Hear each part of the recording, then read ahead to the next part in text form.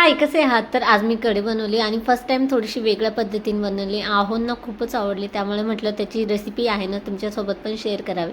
तर इथे ना मी बेसन पीठ घेतलं 1 चमच आणि त्यामध्ये ना जितकं लागेल तितकं दही घेतलेलं. त्यामध्ये हळद, मीठ आणि पाणी टाकून घोळ बनवून घेतलेला आणि वाटण्यासाठी मी हिरवी मिरची, कोथिंबीर, जिरं, लसूण याचं वाटण तयार करून घेतलेलं आहे. इथे ना जिरं मोहरीची फोडणी देऊन घेतली, काही मेथीचे दाणे टाकलेले फोडणीला आणि जे वाटण करून घेतलेलं होतं हिरवी मिरचीचं ते ना परतून घेतलेलं तेलामध्ये.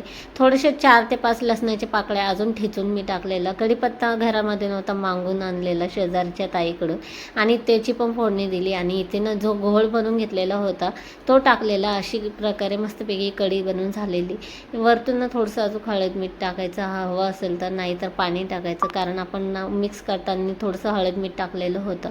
मी तेवढ्यातच ठेवलेलं. तुम्हाला हवं तर वरतून हळद मीठ टाकू शकता. चला मग अशा प्रकारे कढी केलेली आवडली असेल तर लाईक शेअर सबस्क्राईब करायला विसरू नका. बाय.